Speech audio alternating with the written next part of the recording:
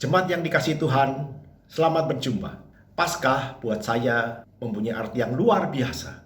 Yang pertama, itu merupakan bukti bahwa Tuhan sangat mengasihi kita. Kenapa? Dia mau mati di kayu salib. Dan puncaknya kita bisa lihat di Lukas 23 ayat 46. Di mana dia berteriak dengan suara nyaring, "Bapakku, kepadamu kuserahkan nyawaku."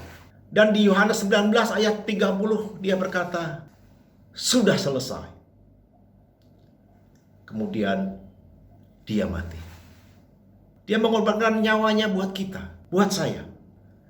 Makna kedua yang sering kita dengar, yang sering kita alami adalah kuasa kebangkitan Tuhan Yesus. Di mana di Matius 28 ayat 6, malaikat berkata kepada Maria Magdalena, dia tidak ada lagi di sini. Dia sudah bangkit. Kemudian Tuhan Yesus mengatakan kepada murid-muridnya dalam Matius 28 ayat 18, "Kepadaku sudah diberikan kuasa di bumi dan di surga." Luar biasa. Kuasa kebangkitan Tuhan Yesus bukan hanya membuat dia bangkit dari kematian, tetapi dia klaim bahwa dia sekarang mempunyai kuasa baik di bumi dan di surga. Tanpa dua makna Paskah itu, iman kita menjadi sia-sia. Tapi puji Tuhan, iman kita tidak sia-sia. Karena Yesus mengasihi kita, rela mati di kayu salib dan bangkit untuk menyelamatkan kita. Dan dia bisa menyelamatkan kita karena apa? Dia punya kuasa baik di bumi maupun di surga. Masih dalam rangkaian Paskah, ada permintaan Tuhan Yesus kepada kita yang ada di Matius 28 ayat 19-20. "Pergilah ke seluruh bumi sampai ke ujung bumi. Jadikan semua bangsa muridku." Ini terus terang mengganggu saya. Tuhan, bagaimana saya bisa mengabarkan Injil? Lalu bagaimana Paskah pada masa pandemi seperti saat ini?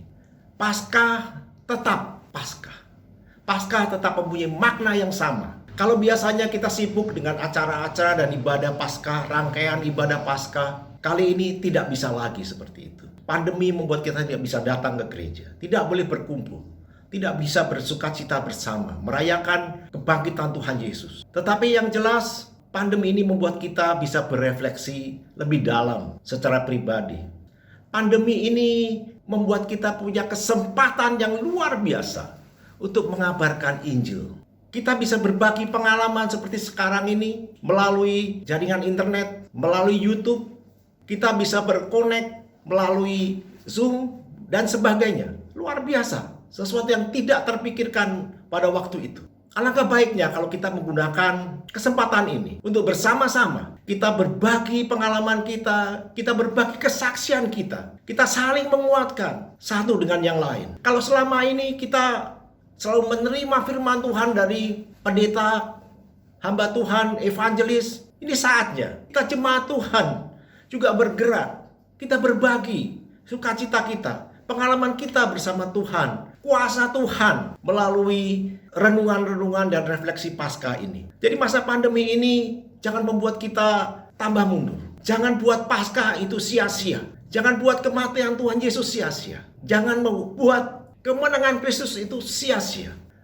Untuk teens, untuk youth, untuk jemaat umum, untuk pasuda, untuk lansia, mari pada masa Prapaskah ini kita berbagi sukacita kita. Mari kita berbagi pengalaman kasih Tuhan dalam kehidupan kita. Mari kita berbagi pengalaman kuasa Tuhan dalam hidup kita. Kita hanya butuh handphone seperti yang saya lakukan saat ini. Dan saya yakin tim media GKI Anugerah akan dengan senang hati membantu Bapak Ibu sekalian, Anda semua bila diperlukan. Jangan hanya kita yang bersukacita merayakan kemenangan Tuhan di hari Paskah ini. Biarlah malaikat dan Tuhan Yesus juga bersukacita karena kita mengabarkan Injil. Kita saling menguatkan, kita saling berbagi untuk kemuliaan nama Tuhan. Amin.